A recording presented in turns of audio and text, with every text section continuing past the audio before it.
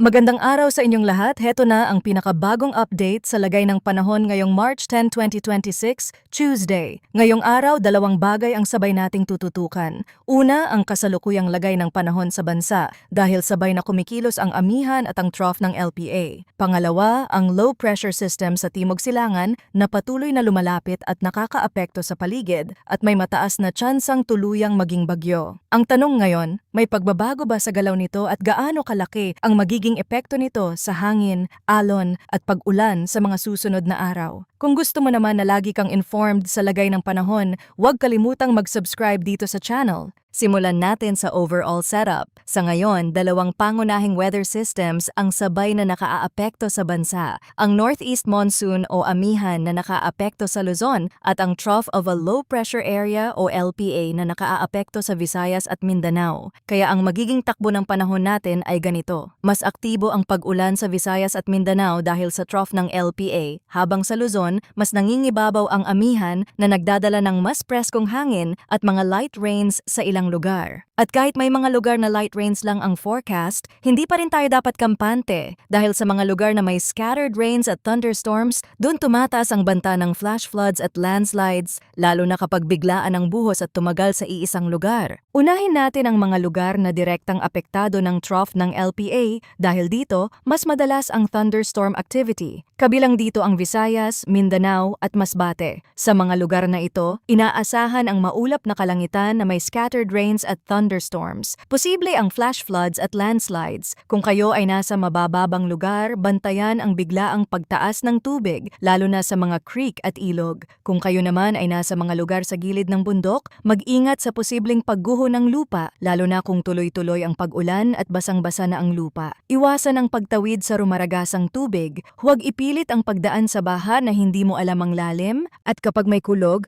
umiwas sa open areas at huwag sumilong sa ilalim ng puno dahil delikado sa kidlat. Lipat tayo sa Luzon na sakop ng amihan. Para sa Cagayan Valley, Cordillera Administrative Region, Aurora, Quezon at sa natitirang bahagi ng Bicol Region, inaasahan ang maulap na kalangitan na may light rains sanhi ng northeast monsoon. Ayon sa forecast, walang significant impact ang inaasahan. Ibig sabihin mahihinang pag-ulan lang ito at hindi inaasahang magdudulot ng malawakang pagbaha. Pero practical reminder, sa Cordillera at iba pang mountainous areas, kahit light rains, pwedeng maging madulas ang kalsada at bumaba ang visibility, lalo na kung may fog. Kaya maghinay-hinay sa pagmamaneho, mag-ingat sa kurbadang daan at panatilihing safe ang distansya ng sasakyan. Sa Cagayan Valley, Aurora at Quezon, bantayan pa rin ang mga lugar na karaniwang binabaha kapag may tuloy-tuloy na pag-ulan, lalo na kung may kasabay na pag-ulan mula sa ibang weather feature sa paligid. Sa Bicol Region, maging alerto pa rin dahil kahit light rains ang forecast, pwedeng magkaroon ng panandaliang mas malakas na buhos sa ilang lugar depende sa lokal na kondisyon ng ulap at hangin.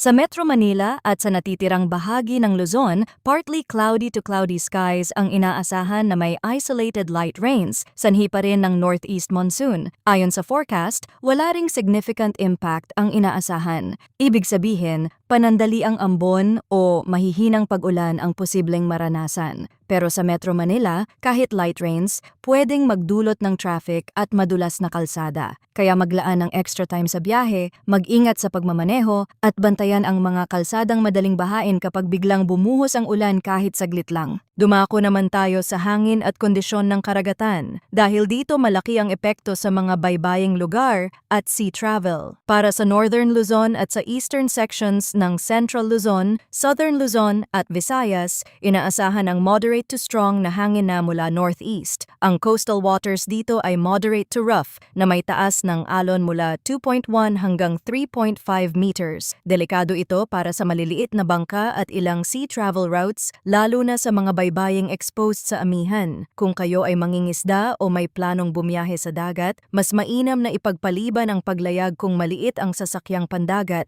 at sumunod sa abiso ng lokal na otoridad. Iwasan ang paglapit sa dalampasigan kapag malakas ang alon dahil pwedeng magkaroon ng biglaang hampas sa exposed na baybayin. Para naman sa eastern section ng Mindanao, inaasahan din ang moderate to strong na hangin na mula northeast to north. Ang coastal waters dito ay moderate to rough na may taas ng alon mula 1.5 hanggang 3.4 meters. At dahil kasabay nito ang aktibong trough ng LPA sa Visayas at Mindanao, mas mahalagang mag-ingat sa biglaang pagbabago ng alon at hangin kapag may thunderstorms. Kung may sea travel sa eastern Mindanao, magdoble ingat at tingnan ang local advisories bago bumiyahe dahil ang thunderstorm ay pwedeng magpalakas ng bugso at magpataas ng alon ng mas mabilis kaysa sa inaasahan. Sa natitirang bahagi ng bansa, light to moderate ang hangin na mula northeast to north at ang coastal waters ay slight to moderate na may taas ng alon mula 0.6 hanggang 2.5 meters. Mas manageable ito pero tandaan, kapag may thunderstorms, pwedeng biglang lumakas ang hangin at tumaas ang alon. Kaya kung maliit ang bangka, iwasan ang paglayag kapag dumidilim ang ulap sa may karagatan at may naririnig na kulog. Sa extremes of temperature at relative humidity para sa 24-hour period na nagtatapos ng 8 p.m. yesterday, ang minimum temperature ay 23.8 degrees Celsius na naitala bandang 5 a.m. Ang maximum temperature naman ay 30.7 degrees Celsius na naitala bandang 2 p.m. Ibig sabihin presko sa umaga pero umiinit pa rin sa tanghali kahit may mga ulap at pag-ulan sa ibang lugar. Sa humidity, ang minimum relative humidity ay 48% na naitala bandang 2 p.m. at ang maximum relative humidity ay 82% na naitala bandang 5 a.m. Kaya mas humid ang hangin sa madaling araw tapos bumababa sa tanghali, pero kapag may ulan at thunderstorm, tataas ulit ang halumigmig at mas lalagkit ang pakiramdam. Sa latest tropical cyclone threat potential update na inilabas ng PAGASA, para sa week 1, March 9 hanggang March 15, 2026, may TC-like vortex o TCLV na present sa labas ng PAR. At ayon sa model forecasts, ang TCLV-1 sa TCEAD ay may high likelihood of tropical cyclone formation. Ang mahalagang punto dito, kahit mataas ang chance na maging bagyo, ang inaasahang galaw nito ay magre-recurve at posibleng lalabas ng PMD sa week 1. Meaning, may sistema sa labas ng ating area na may mataas na tsansang tuluyang maging bagyo.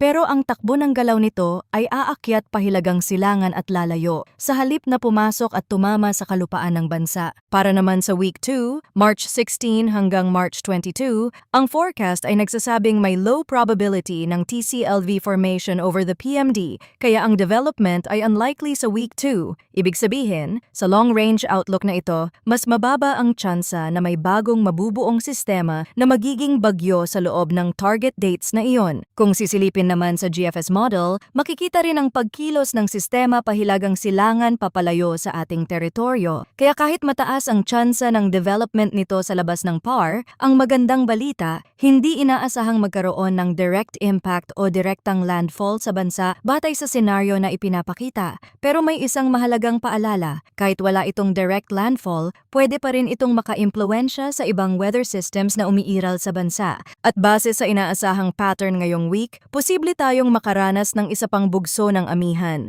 Pwedeng lumakas ulit ang northeast winds at mas maramdaman ang preskong hangin na pwedeng magdala ng dagdag na pag-ulan lalo na sa mga lugar na nakaharap sa silangan ng Luzon at sa ilang bahagi ng Visayas bago tuluyang pumasok ang mas mainit at mas tuyo na kondisyon ng taginit. Kaya kahit papalayo ang sistema, hindi ito automatic na wala na ang epekto dahil ang epekto minsan ay dumadaan sa hangin, alon at dagdag moisture na pumapasok sa mga weather features sa paligid. Maraming salamat sa inyong pakikinig at mag-ingat po tayong lahat.